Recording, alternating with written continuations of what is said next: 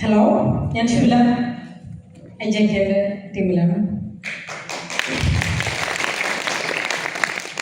ശരിക്കും നമ്മളൊക്കെ ലോകത്തിലെ വലിയ ഭാഗ്യവാന്മാരാണ്. കാരണം നമ്മൾ ജസ്പീഡിലാണ് വർക്ക് ചെയ്യുന്നത്.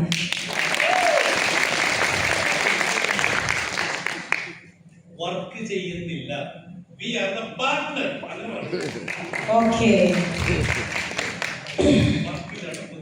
Okay, വർക്കില്ല. We are the partners. അപ്പൊ സാറ് പറഞ്ഞു, എന്റെ കേട്ടാണ് ഷബീഖ് ഭായ് ഇപ്പൊ ഏത് പൊസിഷനിലാണെന്നുള്ളത്. അദ്ദേഹത്തിന്റെ ചെറുപ്പത്തിൽ തന്നെ അദ്ദേഹത്തിന്റെ പിതാവ് മരണപ്പെട്ടിട്ടുണ്ട്. സാറ് പറഞ്ഞ പോലെ അദ്ദേഹത്തിന്റെ പിതാവ് ഈ ലോകത്തിലെ ഒരു സുഖ സൗകര്യങ്ങളും അനുഭവിക്കാതെ ഈ ലോകത്തോട് വിട പറഞ്ഞ ഒരു മനുഷ്യനാണ്. ഞാൻ അദ്ദേഹത്തെ കണ്ടിട്ടില്ല, പക്ഷേ എനിക്ക് അദ്ദേഹത്തെ കുറിച്ച് ആലോചിക്കുമ്പോൾ തന്നെ ഭയങ്കര സങ്കടമാണ്. കാരണം മക്കളൊക്കെ വലിയ വലിയ നിലയിലെത്തിയവരാണ്. പക്ഷെ ആ ഒരു സൗകര്യങ്ങളൊന്നും ആസ്വദിക്കാനുള്ള ഭാഗ്യം അദ്ദേഹത്തിന് കിട്ടിയിട്ടില്ല. അദ്ദേഹം ഒരു 19-ാമത്തെ വയസ്സിൽ ദുബായ് പോയതാണ് എന്നുള്ളതാണ് എൻ്റെ ഒരു അറിവ്. വരും ഒരു കൊല്ലം അവിടെ നിൽക്കും, ഒരു മാസം വരും. ആ ഒരു കൊല്ലത്തെ അധ്വാനം മുഴുവൻ ടൂറ്, വിരുന്നുപോക്ക്, ഡ്രസ്സ് എടുക്കൽ കഴിഞ്ഞു. ലാസ്റ്റത്തെ ഇതിലൊക്കെ വന്ന ആവേശമൊന്നും പോകുമ്പോൾ ഞാൻ കാണാറില്ല, കാരണം കയ്യിലൊന്നുമില്ല. പിന്നെ അദ്ദേഹം ജസ്പീഡിലെത്താൻ ഒരുപാട് വൈകി. അറിയാത്ത പല പല ബിസിനസ്സുകളും ചെയ്ത് പൊട്ടിപ്പാളീസായ ഒരു വലിയ മനുഷ്യനാണ് അദ്ദേഹം. ഞാൻ ദുബായിലായ സമയത്ത് ഒരു ഒഴിഞ്ഞൊരു സ്ഥലം, ഏതാണ് ആ സ്ഥലം, ഒരു പച്ചക്കറി കട തുടങ്ങിയ അദ്ദേഹം അവിടെ കൊണ്ടുപോയി. ഒരു വെള്ളിയാഴ്ച ലീവുള്ള ഒരു ദിവസമാണ്. നമുക്ക് വർക്കൊക്കെ കഴിഞ്ഞിട്ട് പറഞ്ഞു നമുക്കിന്ന് ആ ഷോപ്പ് ഒന്ന് പോയി കാണാൻ പറഞ്ഞു. ഞാൻ പോയി. ഒരു ഉണങ്ങിയ ഷോപ്പ്. അപ്പൊ ഞാൻ ചോദിച്ചു, അല്ലേക്ക ഇത് വിജയിക്കോ? പിന്നെ ആ പാകിസ്ഥാനികളൊക്കെ വരും കിട്ടുന്നത്. സത്യം പറയുകയാണെങ്കിൽ എനിക്ക് പല സമയത്തും തോന്നിയിട്ടുണ്ട് ഇക്കാക്കുള്ളതിനേക്കാളും ബുദ്ധി എനിക്കുണ്ടോ എന്നുള്ളത്. കാരണം ആരൊക്കെയോ പറഞ്ഞത് എന്താന്ന് വെച്ചാല് ഒരു സെയിൽസിൽ അദ്ദേഹം ഒരു അഗ്രഖണ്ഡിനാണ്. അത് ഞാൻ മനസ്സിലായിട്ടുണ്ട്. കാരണം മറ്റുള്ളവരോട് സംസാരിക്കാനും പിന്നെ ഒരു ഷോപ്പിൽ അദ്ദേഹത്തിന്റെ പ്രൊഡക്റ്റ് കൊണ്ടുപോയിട്ട് എടുത്തിട്ടില്ലെങ്കിൽ ആ മുഖത്തൊരു ഭാവ വ്യത്യാസമില്ലാതെ പിന്നെയും പിന്നെയും പോയിട്ട് തന്റെ പ്രൊഡക്റ്റ് അവിടെ എടുപ്പിക്കാനുള്ള ഒരു വലിയ സ്കിൽ അദ്ദേഹത്തിനുണ്ട്. അപ്പൊ ഒരു പരാജയം സങ്കടപ്പെടില്ല അദ്ദേഹം. അതെന്താ, എന്തുകൊണ്ട് എനിക്കിത് ഒറ്റയ്ക്ക് തുടങ്ങിക്കൂടാന്നുള്ള ഒരു ചീത്ത സ്വഭാവം അദ്ദേഹത്തിനുണ്ടായിരുന്നു. അന്ന് ഇവിടെ ഈ മഹാമനുഷ്യനെ അദ്ദേഹം പരിചയപ്പെട്ടിട്ടുണ്ടെങ്കിൽ അദ്ദേഹം വിജയിച്ചു. കാരണം എങ്ങനെ ബിസിനസ് തുടങ്ങണം എന്നുള്ളത് ഒരു 4-ാം ക്ലാസ്സുകാരെയും ഒരു എഡ്യൂക്കേഷൻ ഇല്ലാത്ത ഒരു വ്യക്തിയെ വളരെ ഭംഗിയായിട്ട് പഠിപ്പിക്കാൻ പറ്റുന്നത് തെളിയിച്ചൊരു വ്യക്തിയാണ് അദ്ദേഹം. അപ്പം ഓരോന്നിനും ഓരോ സമയത്ത് ദാസാന്ന് പറഞ്ഞ മാതിരി ഞങ്ങളെ സമയം ഇപ്പോഴാണ് ആയത്. അദ്ദേഹത്തിനെ വിളിച്ചിട്ട് പറഞ്ഞു, ഞാൻ എൻ്റെ ഉമ്മാനെ നോക്കിയിട്ട് വളരെ ബിസി ആയിട്ടുള്ള ഒരാളാണ്. പലരും എന്നെ കളിയാക്കാറുണ്ട്, നീ ഒരു ഹോം നേഴ്സ് ആണെന്നുള്ളത്. അത് ഞാൻ അഭിമാനത്തോടു കൂടി അംഗീകരിക്കുന്ന ഒരു വ്യക്തിയാണ്. കാരണം മെജോറിറ്റി എൻ്റെ ഉമ്മാനെ പരിപാലിക്കാനുള്ള ഒരു ഭാഗ്യം സർവശക്തിനെ എനിക്ക് നൽകിയിട്ടുണ്ട്. അപ്പം പലരും പറയും, ഞാൻ പല ജോലിക്കും അപ്ലൈ ചെയ്യാറുണ്ട്. അപ്പം ഞാൻ പറയും, എനിക്ക് ഒരു മാസത്തിൽ 10 ദിവസം തുടർച്ചയായി ലീവ് തരുമോ? അപ്പം ഒരു പറയും, വിളിക്കാം. ആരും വിളിച്ചിട്ടില്ല. പക്ഷേ സർവശക്തൻ ഒരു മാർഗം എനിക്ക് കാണിച്ചു തന്നു. എന്നോട് ഒരു ദിവസം എൻ്റെ ഷെഫിക്ക് പറഞ്ഞു, ഷിബേ ഞാനൊരു സൂം മീറ്റിന്റെ ലിങ്ക് അയക്കുന്നുണ്ട്, കേറിക്കൊണ്ടോ? കേറി. വാട്സപ്പും യൂട്യൂബും അല്ലാതെ ഒന്നും ഞാൻ ഫോണിൽ നോക്കാറില്ല. ഇന്റെ വിചാരം ആ ലിങ്കും നോക്കിയിട്ട് ഞാനും ഇങ്ങനെ നിൽക്കാം, ഒന്നും വരില്ല. അപ്പൊ സൂം മീറ്റിൽ കയറണമെങ്കിൽ ആദ്യം സൂം ഡൗൺലോഡ് ചെയ്യണം എന്നുള്ളത് എനിക്കറിയില്ല. അപ്പൊ ഞാൻ പറഞ്ഞു കിട്ടണില്ല. അപ്പൊ എന്നോട് പറഞ്ഞു, ഇല്ല. അപ്പൊ അതൊക്കെ ആരോടൊക്കെ ചോദിച്ചാൽ അതൊക്കെ ചെയ്ത് പിറ്റേന്ന് കേറിയിട്ട് ഒരു തലയും വാലും കിട്ടിയിട്ടില്ല. നിങ്ങൾക്കൊക്കെ കിട്ടും, കാരണം നിങ്ങളത് കണ്ടിന്യൂ ചെയ്യുന്നവരാണ്. ഞാൻ കേട്ടിരുന്നു, അങ്ങനെ ഇരുന്ന് 2-3 ദിവസമൊക്കെ കേട്ടു. പിന്നെ ഞാൻ പറഞ്ഞു കേറില്ല കേട്ടോ, എനിക്ക് വേണ്ട, നിങ്ങൾ എന്നെ പഠിച്ച പണിക്ക് വിട്ടിട്ടില്ലല്ലോ, ഇനിയുള്ളത് തന്നെ എന്നെ നോക്കിയാൽ മതി. അപ്പൊ ആ മനുഷ്യന് പൊതുവെ എങ്ങനെയാണ്, ഒരു ശാന്ത സ്വഭാവക്കാരനാണ്. ഞാൻ വയലുണ്ടാവണ പോലെ ഒന്നും മൂപ്പര് വയലുണ്ടാവില്ല. അപ്പൊ എന്ത് ചെയ്തു, കേറില്ല. പിന്നെ എന്ത് ചെയ്തു, അപ്പൊ എന്നോട് സുബേർക്ക് എങ്ങനെ വിളിക്കും ഇടക്കിടക്ക്. അപ്പൊ ഞാൻ ആ ഫോൺ എടുക്കൂല, കാരണം വെറുതെ എന്തിനാ ഞാൻ എന്തെങ്കിലും കയറാൻ പോകും.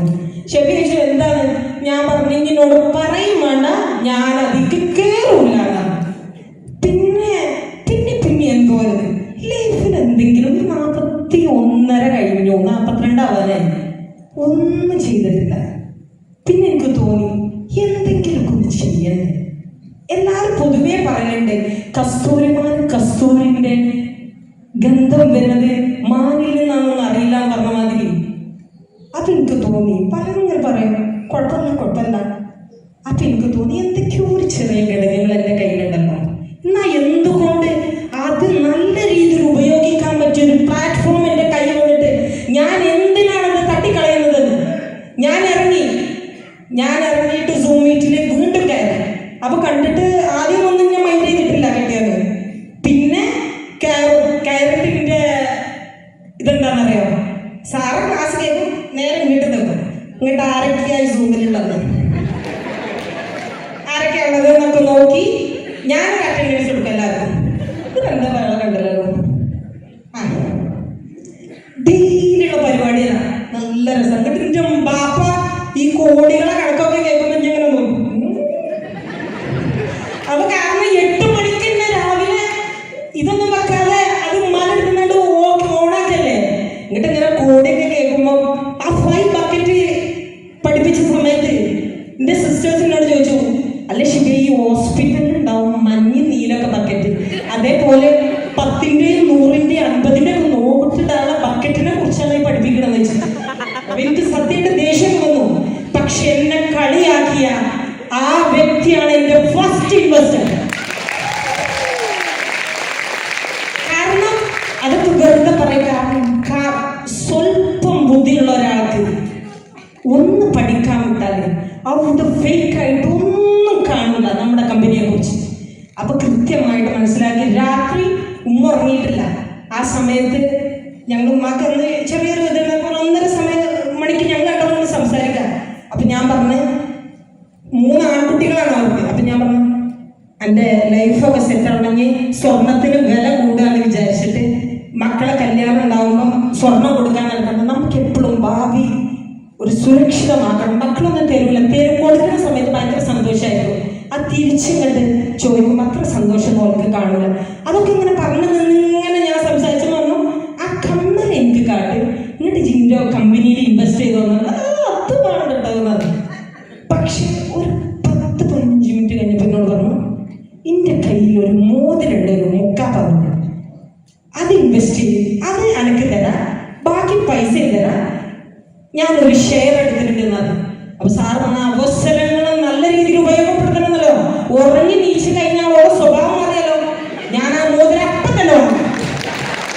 ഞാൻ പറഞ്ഞ് ആ മോതിരം കൊണ്ട, കാരണം എനിക്ക് പേടി, ഇവിടെ ഉറങ്ങിയിട്ട് നീച്ചു കഴിഞ്ഞാൽ തിരിച്ചതിനോട് ചോദിക്കോ.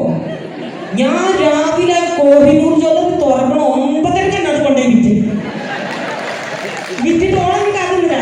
വിറ്റിട്ട് ഞാൻ വന്ന് നല്ലൊരു എമൗണ്ട് കിട്ടിയിട്ട് ബാക്കി എൻ്റെ പൈസയും കൊണ്ടാണ്. എൻ്റെ ആധാറുള്ളത്, ഇവിടെ ആധാറും എല്ലാ സംഭവങ്ങളും തന്നിട്ട് അത്രയൊന്നും ആവശ്യമില്ല. അങ്ങനെ തന്നതിൽ ഞാൻ എന്ത് ചെയ്തു, 10 മണിക്ക് 9 സിസ്റ്റേഴ്സാണ് എനിക്ക്, 11 പേരാണ്, ഞാൻ 10ാമത്തെ മുത്ത്. അപ്പം എന്ത് ചെയ്തു, ഞാൻ മറ്റുള്ളവരെ വിളിച്ചു. നോക്കിയാ സേഫ് കൂടി കേട്ടോ, അവൾക്ക് കാര്യങ്ങൾ മനസ്സിലായി. വേണമെങ്കിൽ കൂടിക്ക, ഇപ്പം കൂടിക്കഴിഞ്ഞാൽ 6 മാസം കഴിഞ്ഞാൽ പ്രോഫിറ്റ് വാങ്ങാം. ഇന്നാല് 75,000 ഉറുപ്പിക 25,000 ഉറുപ്പിച്ച് കടം തരുമോ വെച്ച് ഞാൻ അതൊക്കെ അവിടെ ഉണ്ടാവും. 2 പിന്നെയും കൂടി 2 വന്നു. അപ്പോഴാണ് വേറൊരു ജ്യേഷ്ഠത്തിന്റെ ഭർത്താവിനോട് ഞാൻ പറഞ്ഞു,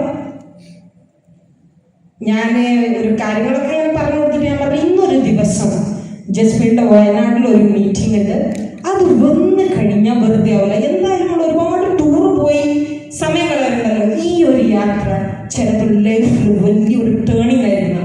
എന്തായാലും എൻ്റെ വാക്ക് കേട്ട് അദ്ദേഹം അവിടെ വന്നു. അദ്ദേഹം സാറിൻ്റെ ക്ലാസ്സല്ലേ പടപടക്കിന് ആ സമയത്ത് ഇൻവെസ്റ്റ് ചെയ്യുന്നോടത്ത് ഞാൻ ഇവിടെ നിൽക്കാൻ ഞാൻ വിചാരിച്ചു പിന്നെ അവിടെ ഫോഴ്സ് ചെയ്യാനൊന്നും പോയില്ല. പിന്നെ ഇൻവെസ്റ്റ് ചെയ്യുന്ന ആ ഒരു ക്യൂലുണ്ട് കളയാക്കാം.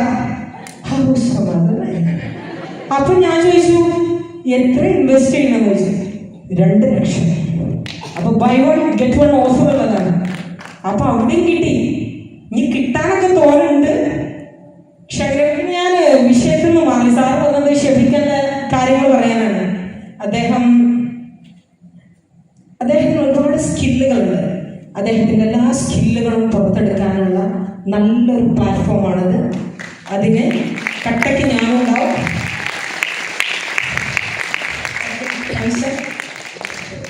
ഓക്കെ നല്ലൊരു